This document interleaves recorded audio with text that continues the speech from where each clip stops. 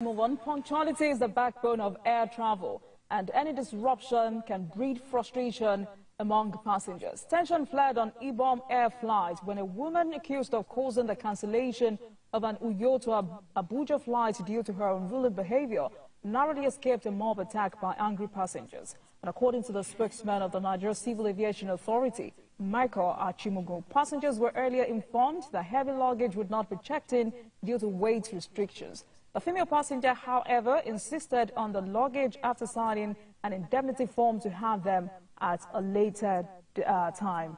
Adeoye, I'm sure you saw that video. Yeah. What do you make of that? Well, let me first of all say that because we are discussing Ibom Air, it's always good to discuss these things in context. Ibom Air is one of the best in the country. I think it was launched in 2019 on June 7. And I'm always impressed. They keep to time. They are very orderly. The crew are very decent people. Thank you for praising. Yeah, and I think it reminds us of the fact that, look, when people are saying that, oh, states cannot manage corporations, sell up everything, Ibom Air is a very good example. Yes. That states can actually manage, capital. I've taken it a lot of times, and I'm impressed by so many things. They will speak the local language, yes, and also speak English. And compare with private airlines, many private airlines, I really love Ibom. So I think this one is not a reflection of the image of that, but I think what happened, we must first of all agree that airlines these days, unfortunately, I've not seen Ibom Air delayed most of the time when they're always very punctual. I said I will not get the flight because there are so many people trying to get Ibom Air. But I think that our airlines are notorious for delaying largely, passengers, and with very dire consequences. Sometimes you want to fly by 5 o'clock, we are still at the airport by 9. Sometimes your flights are cancelled and no consequences. And sometimes when you miss your flight, you pay. If you miss your flight, you want to go maybe tomorrow, they will charge you. Sometimes you miss your flight, no place to sleep. You sleep at the airport. So the government has been nonchalant to this issue. And I think that we have now seen that this can lead to a lot of things. This is just what has happened in this case. But I believe that, two wrongs do not make a right. Nigerians are unnecessarily militarized. Maybe because of years of military rule. We are not really showing good culture. Because we are unruly, we don't, little things we become aggressive. So you say a lot of people, when you are driving on the streets, people have a kind of terrorist, it's violent instinct. They want to, I think it's a common thing in Nigeria, because if you have challenges with your airline, there are decent ways of approaching this issue. Even when your flights are, delayed, you don't need to resort to all sorts of things. And also the mob, that really want to lynch him. That's extreme. For what? You can't take the law into your hand, no matter what this lady may have done. So I think both sides, it reflects the kind of mindset that we have in Nigeria. People are not patient, people are unruly, people are uncultured, people are violent. Little things they want to go violent. So on both sides, I think what happened, quite unfortunate. All right, Asoko, for me, so many things to unpack in that video. So let's dissect the issues. First, is this on Ibom Air? Because you saw the enforcement agencies who were treating her with so much decorum at the detriment of others who missed their flights. What exactly would you no, because that is NCA, those who are managing the airport, they are trying to make sure that people don't take laws into their hands. They even saved her, because I know from the accounts that I read,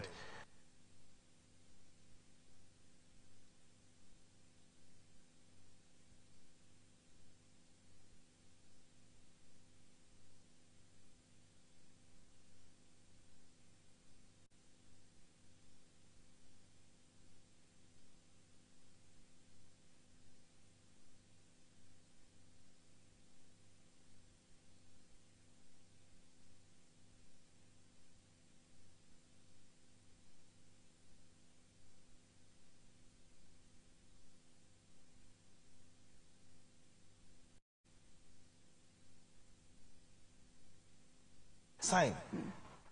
Why sign? Because according to the story I read, she had experienced something of this nature where her luggages did not get to her. Was it Ibom Air? I think it was. Was it Ibom Air? I think it was. No, because the thing is, if it was Ibom Air, she should have reported and said, oh, because even the pilot, you know, agreed that, okay, I was going. But when you are carrying the whole of Akwa Ibom and you want to put it in a plane that had just 89 people, you know, they told her, for her to have signed and said, okay, I have a luggage. And then the luggage was even unsuitable. Because sometimes, you know, they usually move some, you know, luggage on these, you know, ISO, you know, but it was so she should have just sat down and then wait. If it doesn't come, that is.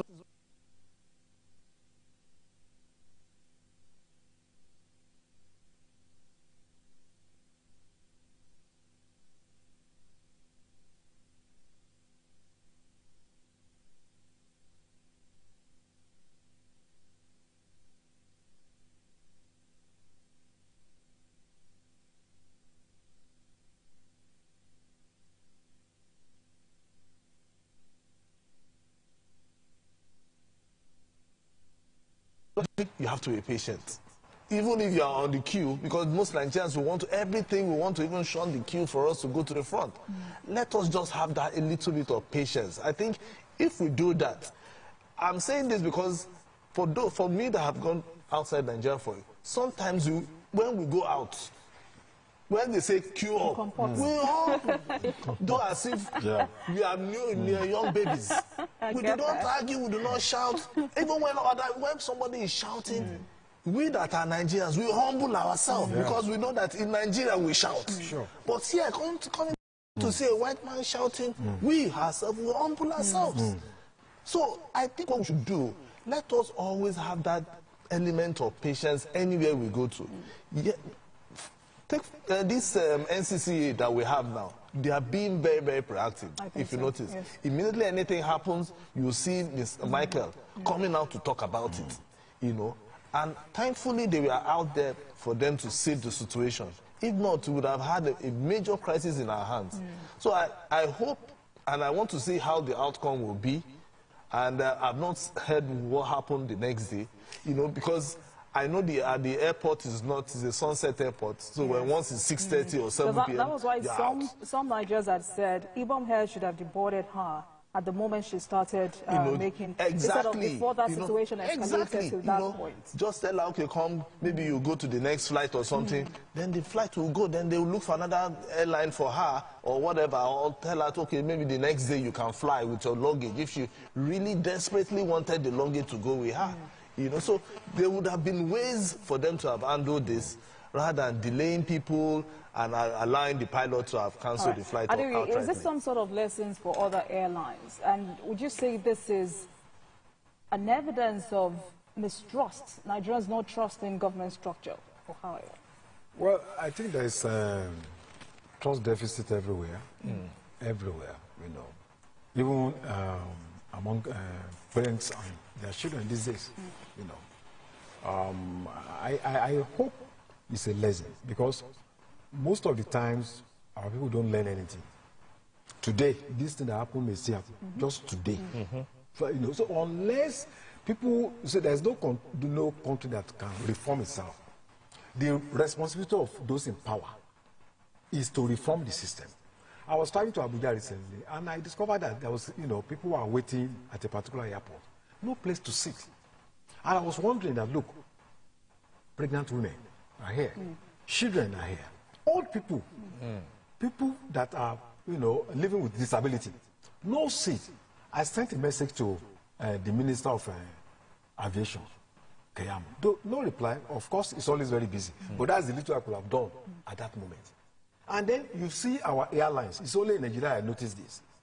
Where people are going, traveling from Abuja, Kano, in other countries, priority first to pregnant women, nursing mothers, children, people with disability. We don't do that in our airports. Even soldiers. Even soldiers. You know, yes, soldiers. You know, they give them preference. Somebody is 85 years old. Is ill, anything can happen. You give him preference, let him go and board. We don't do that here. Every time, every day, you see what happens. So Our airlines will not learn unless there is institutional framework to compel them through sanctions and the position of fines. And that's the responsibility of the federal government and all the other authorities that are involved to do this. All right. Before we move on, Asukwo, I mean, aviation has zero tolerance for unruly behavior. Do you think she should be blacklisted, or what do you hope to see come out of this situation? I don't know what the full regulation will be. You know, that is where the NCAA will come. She could be blacklisted, you know, stopped from flying maybe for a couple of months or years, but that will be dependent on, you know, what the rules say, because she can also sue the NCAA for stopping her from moving. Okay, because again, she can come out and say, oh, my freedom of movement is also being violated. You know, so if it depends on how NCAA will look at it. If they need to stop her from flying for a couple of, you know, months, so that she can learn her lesson, fine. Yeah, but all in all, she has paid, but they can also refund her money and tell her to use bus, you know, to go, you know, to move from Akwa Ibom to Abuja that she wanted to go to. Yeah, so it depends. So it depends on what the law says. If the law says that she could be blacklisted and not put her as a fly risk, in quotes, okay? You know, if they put her as a fly risk, then she won't fly within Nigeria. And even outside, because I know, you know, there's a collaboration between Nigeria and other countries. So she has put herself in a very, very difficult situation. You know, so I don't know how she wants to get away from it. I know you talked about a very, very difficult situation reform of the aviation sector. How would you evaluate how Festus Keyamo has kicked off? Well, I think he has done pretty well.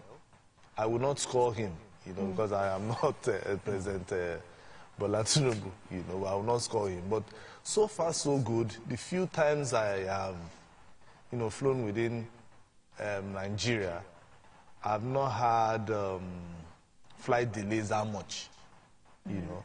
And when there are delays, I know there was a time one of the airlines kept me for almost 2 hours, and I got to Abuja very late. That same airline, when I was coming back, I got home back to Lagos very late.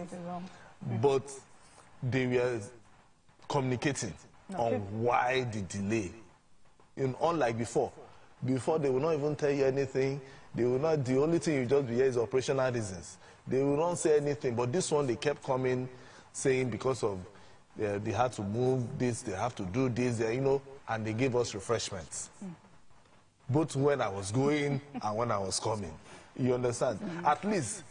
And they even told us that if it gets to a particular time and they can't fly, that they are going to take us to the hotel, which makes a lot of sense. It means that somebody is doing his work. You understand? So that level, I would say that Keyamo is making effort. It's, you know, the old days are trying to be moved away, and we are trying to see something new. Right. We are almost getting there, but we are not there yet. So Nigerians want to see an aviation industry whereby when they get to the airport, they should be able to, when they say 6 o'clock, 6 o'clock is 6. 12 o'clock is 12. There are some people, when I tell them, if you want to go to Abuja, take the first flight. They dread going to Abuja or buying ticket that is around 12 because they don't know what will happen. I think if the aviation Minister of Aviation is hearing this, people dread 12 p.m. or 1 or 11 or 12 going to Abuja or coming to Lagos because they feel that they will cancel or they will delay. You understand? So the minister should work on that. Anybody leaving Lagos, I take morning flight because it won't delay. And the rush is always there. It's very expensive, but at least they won't delay you. Right. You know, so the minister should work on that. All right, gentlemen, let's move on to other issues. The legal battle regarding the reappointment of Emir